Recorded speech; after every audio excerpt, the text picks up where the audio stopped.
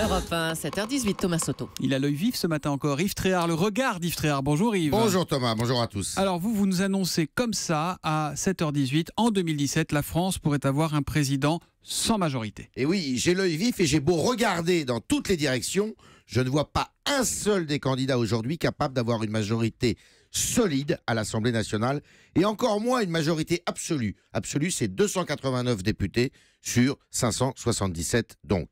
Donc pas plus Marine Le Pen qu'Emmanuel Macron qui partent l'un et l'autre de rien ou presque. Ils seraient obligés de tricoter des alliances fragiles, susceptibles de se défaire au moindre désaccord, au moindre accroc, exactement comme sous la 4e République. Hamon aurait bien sûr un mal fou avec un PS ultra divisé, alors le mieux armé serait peut-être Fillon, et encore, son affaire a considérablement affaibli son autorité, et rien n'est simple entre les tenants de la droite dure, ceux de la droite sociale et les centristes ralliés. Bref, tout porte à croire que le prochain président devra marcher sur des œufs face à un paysage politique émietté et à une France fracturée. Et ce que vous dites, c'est que ça aura forcément une incidence sur sa politique à ce prochain oui, président. un président sans majorité, Thomas, solide, ne peut pas faire grand-chose, ni vraiment appliquer son programme, ni engager des réformes d'envergure. Or, que demandent les électeurs ?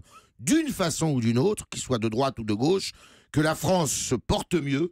Et eux aussi, alors qu'ils ont la tête dans le sac, le pessimisme en bandoulière et la colère au bord des lèvres. Un président sans majorité solide, c'est un président condamné à passer des compromis, sinon à faire du surplace et à sombrer dans l'immobilisme. Un président sans majorité solide, c'est exactement ce qu'est très vite devenu la présidence Hollande avec les frondeurs.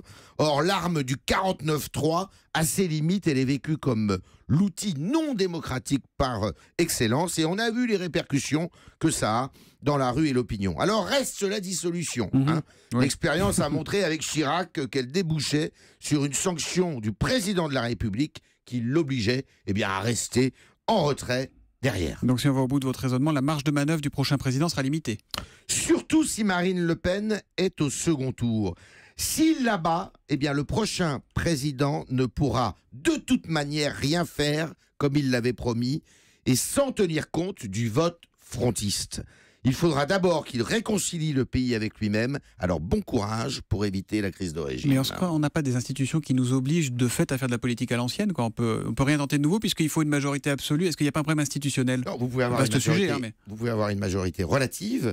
Avec une majorité relative, vous êtes obligé de passer des accords avec des groupes ou d'autres pour essayer de consolider votre majorité. Mais à ce moment-là, ces accords, ils peuvent évidemment très vite. D'abord, il faut les trouver, et puis après, ils peuvent très vite exploser. Yves Tréhard tous les matins avec nous. Merci Yves, à lundi. Merci, à lundi.